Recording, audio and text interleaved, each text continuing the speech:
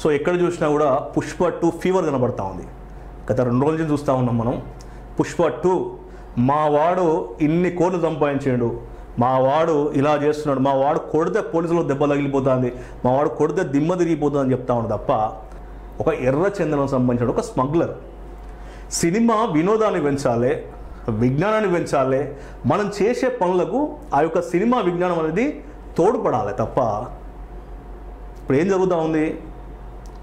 పోలీసులను ఎదుర్కోవడం ఎలా, పోలీసులను చంపడం ఎలా, అమ్మాయిలను అరెస్ట్ చేయడం ఎలా, తల్లిదండ్రులను మోసం చేయడం ఎలా, భర్త తెలియకుండా భార్య ప్రియంతో కలిసిపోవడం ఎలా, భార్య తెలియకుండా భర్త మరొక స్త్రీతో అక్రమ సంబంధం పెట్టుకోవడం ఎలా, అడ్డొస్తే చంపడం ఎలా, చంపితే తీసుకుపోయి దాచిపెట్టడం ఎలా, దాచిపెట్టినా కూడా కేసు మన పైకి రాకుండా ఉండడానికి ఎలా, లాయర్లను ఎలా వాడుకోవాలి, పోలీసులను ఎలా వాడుకోవాలి, సమాజాన్ని ఎలా నాశనం చేయాలి, ఎలా భ్రష్టు పట్టించాలనేది మాత్రము నేటి కాలంలో కొన్ని సినిమాలు మాత్రము అదే పనిగా పెట్టుకొని సమాజాన్ని చెడగొట్టుకుంటా వాళ్ళు మాత్రం కోట్లు వెనకేసుకుంటా ఉన్నారు.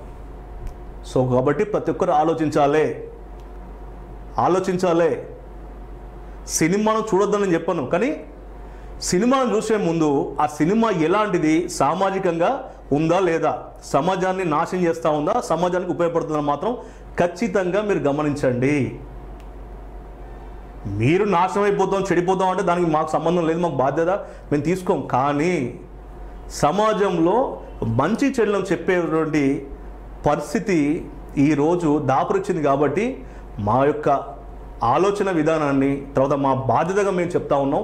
వింటే వినండి, లేదంటే మీరు నాశనం అయిపోతామంటే మాకు సంబంధం లేదు. కొందరినైనా కూడా ఆలోచింపజేసే విధంగా ఉండాలనేదే మా ప్రయత్నము. తాను సినిమా షూటింగ్కు తను ఇచ్చినటువంటి డేట్లు కానీ కాల్ షీట్లలో తాను నటించడానికి ఒప్పుకునే సమయం కొద్ది గంటలే.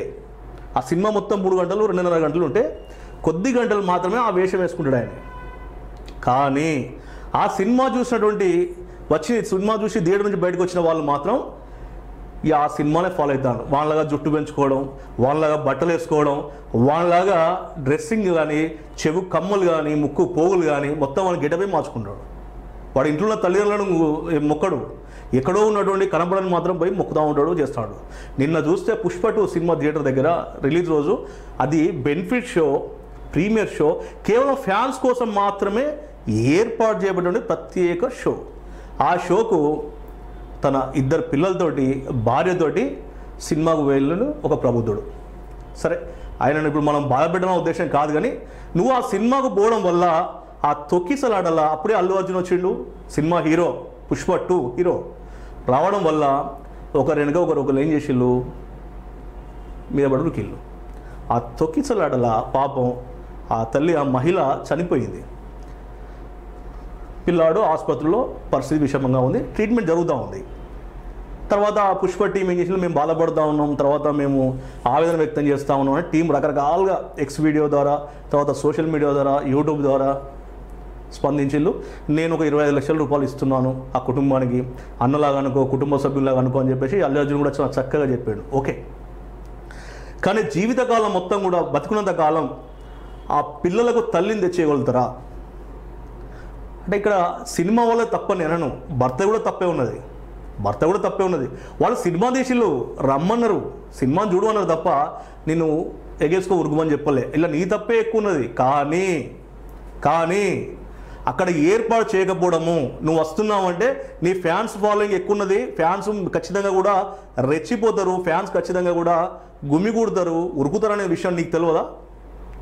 సో అదేం లేకుండా పోయినా లేదో ఆ థియేటర్ మీద సంధ్య థియేటర్ మీద కేసు అయింది, హైదరాబాద్ ఆర్టీసీ ఎక్స్ రోడ్లో ఉన్నటువంటి సంధ్య థియేటర్ మీద కేసు అయింది, ఒక భాగం. కానీ ఇన్ని నిర్లక్ష్యాల మధ్యన ఈ రోజు ఆ తల్లి చనిపోయింది. పిల్లలు లేని ఆ సంబంధించిన ఆ పిల్లలకు తల్లి లేదు, భర్తకు భార్య లేదు. సో చిన్న వయసులోనే ఈరోజు ఆ తల్లి తొక్కిసలాటలో చనిపోయింది. ఈ మచ్చను మీరు కడుక్కోగలరా 25 లక్షలతోటి? సో మేము అడుగుతా ఉన్నాం. అంటే మళ్ళీ చెప్తా ఉన్నాము, పుష్ప 2 కాదు, చాలా సినిమాలు ఆ తిక్కల రెడ్డి అని ఉంటాడు ఒకడు, అర్జున్ రెడ్డి సినిమా, దానివల్ల యువత మొత్తం నాశనం అయిపోయారు. ఆ తర్వాత ఏం జరిగిందో మనందరూ తెలుసు. ఇలా చెప్పుకుంటూ పోతే ఇది ఒక పెద్ద అయితే ఉంటుంది. కానీ మేము చెప్పేది ఒకటే, సినిమాలు అన్నీ అలాగే ఉంటాయని చెప్పారు. ఒక రిలేషన్షిప్, బంధుత్వాలు, బాంధవ్యాలు, మానవత్వంతో మన సత్యం సుందర సినిమా కూడా వచ్చింది. అది మన తెలుగు సినిమా కాకపోయినప్పుడు కూడా తెలుగు ప్రేక్షకులు ఆదరించారు. కొంత చెడు ఉన్న చివరికి ఒక మంచి మెసేజ్ ఉన్నటువంటి లక్కీ భాస్కర్ సినిమాను కూడా ప్రేక్షకులు ఆదరించిల్లు. సో మంచి మంచి సినిమాలు ఉన్నాయి. సినిమా మన జీవితాలను బాగుపడేసే విధంగా ఉండాలి తప్ప జీవితాలను చెడగొట్టే విధంగా, ఇబ్బంది పెట్టే విధంగా ఉండొద్దని చెప్పేసి దర్శక నిర్మాతలకు కూడా మేము కోరేది ఒకటే, మీరు డబ్బు సంపాదించడానికి దయచేసి సమాజాన్ని చెడగొట్టొద్దు, సమాజాన్ని నాశనం చేయొద్దు అని చెప్పి కోరుతా ఉన్నాం. సెన్సార్ బోర్డు కూడా నిద్రపోతుందా అని చెప్పేసి ఈ సందర్భంగా మేము అడుగుతా ఉన్నాం. కాబట్టి ప్రతి ఒక్కరు కూడా ప్రశ్నించాలి. సినిమాలు తీయద్దని మేము చెప్పాం, కానీ సినిమాను సినిమాలాగానే తీయండి. ఒక నాటి కాలంలో ఉన్నట్టు కలిసి ఉంటే కలసి సుఖం, గుండమ్మ కథ, అన్నదమ్ముల బంధం, అన్నదమ్ముల మధ్య ఉన్నటువంటి ప్రేమానురాగాల మీద ఎన్నో రకాల సినిమాలు వచ్చినాయి. కానీ కాలం మారుతూ ఉంది, సినిమాలు కూడా మారుతూ ఉన్నాయి. కేవలం చంపుకోవడం ఎలా, చంపడం ఎలా, రేప్ చేయడం ఎలా, దాయడం ఎలా, దాచుకోవడం ఎలా, దోచుకోవడం ఎలా మాత్రమే సినిమాల్లో కనబడుతుంది. కాబట్టి దయచేసి ఇలాంటి సినిమాలను ఎవరు ఎంకరేజ్ చేయొద్దు. ఖచ్చితంగా ప్రజా సంఘాలు, సామాజికవేత్తలు ప్రతి ఒక్కరు ఆలోచించాలి. ఎక్కడ పోయినా మా మహిళా సంఘాలు అందరూ కూడా, సో మీరు కూడా ఆలోచించండి. దయచేసి మళ్ళీ చెప్తా ఉన్నాం, సో ఎవరిని కూడా ఇబ్బంది పెట్టడం ఉద్దేశం కాదు, కానీ సమాజాన్ని నాశనం చేసేటువంటి ఏదైనా కూడా ఖచ్చితంగా ప్రతి ఒక్కరూ వ్యతిరేకించాలి, ఖండించాలని మాత్రం కోరుతా ఉన్నాం.